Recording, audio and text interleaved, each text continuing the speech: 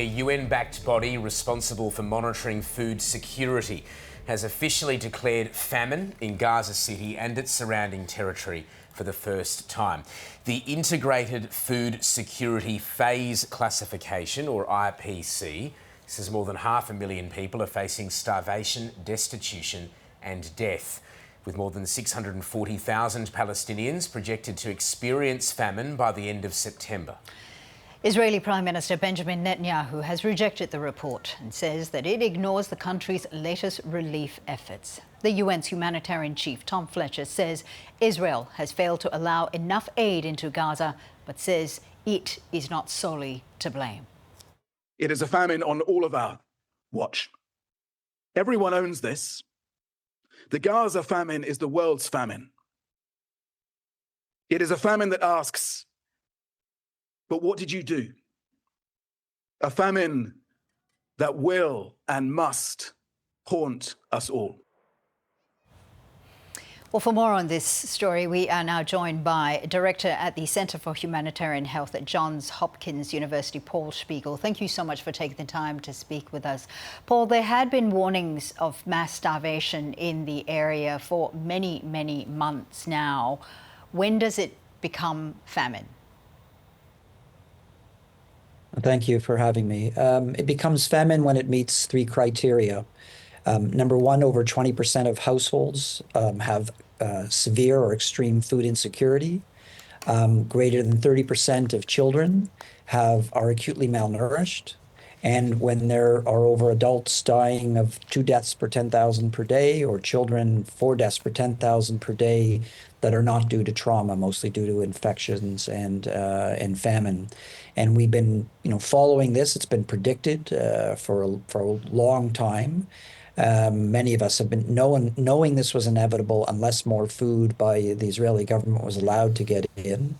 And sadly, the criteria have been met, and famine has been declared in Gaza governorate, and particularly Gaza City. What does famine look like in a person? What does it do to the body? It has a lot of, I think many people will look exteriorly, of course, because you have a tremendous amount of loss of muscle and a loss of fat. Your face becomes very thin, but actually the worst part is what happens inside. So in particularly for children, the mind, the brain is not able to be nourished, is not able to grow. And in fact, for many, many children, their brain will be underdeveloped for the rest of their lives when they're infected by famine, which means cognitive deficits, not doing well in school. And sadly enough, studies have shown that even their long-term trajectories in terms of livelihoods, they won't make as much money from their work as they would normally. For adults, there's increase, if they do not die, children and adults from this, there's increase in non-infectious diseases, and they also have significant increase in other chronic illnesses that will get worse as they get older. And then finally, there have been enough studies to show that there actually is intergenerational effects. So a child that has been affected by famine, their child may also have some effects due to what happened to them undergoing all of these horrific changes in their bodies. If or when aid is allowed back into the area, what are you looking at here? I mean, at the moment, aid is being restricted. Israel says that there's some 300 trucks that are being allowed into the area every day. There's 8 drops that are happening as well. But obviously, this does not seem to be enough. If those restrictions are lifted, aid is allowed in, how long until that famine declaration can then be revoked?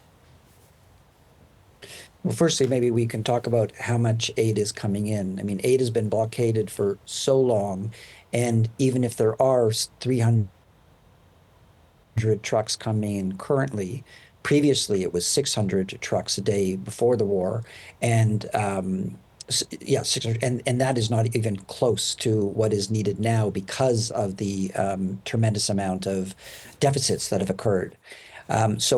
Firstly, what clearly needs to happen is aid needs to be allowed in that is unrestricted. Secondly, what happens is that there have been changes. So there's been an agency called the Gaza Humanitarian Foundation that was set up by Israel and supported by the US. It's militarized how they provide food. They only have 4 areas that they provide food. And it's so militarized that over 1,000 people have been killed just trying to get food. So, there needs to be a ceasefire, and then there needs to be food. We need to go back to where there are over 400 aid distribution points throughout all of Gaza, to allow food to be in that is by neutral and impartial people. And then it's going to take time because it's not just food that needs to get in. These children and adults that are suffering, are starving. They need specialized food. So that needs to come in. There needs to be fuel. There needs to be water. Hospitals and health centers need to be stopped being attacked, and then they need to be operational. So even if all of that would happen tomorrow, sadly, people are still going to die. And it's not going to be, famine cannot just be reversed like that. It is going to take time, but the sooner we open everything up, the better the case will be. The UN's humanitarian chief, Tom Fletcher, said, we heard just earlier today, he says this is a famine on all our watch. This is a world famine. Would you agree? I think what he was saying was that we are all to blame because we have not stopped this from occurring. But I think it should be very clear that this is a man-made famine that was caused by the Israeli government. So, and he mentioned that he mentioned that it is.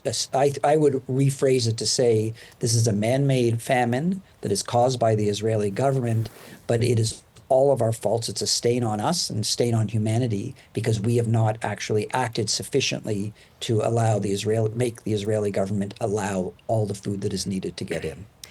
Director of Johns Hopkins Center for Humanitarian Health, Paul Spiegel, we thank you so much for being with us this morning. Thank you.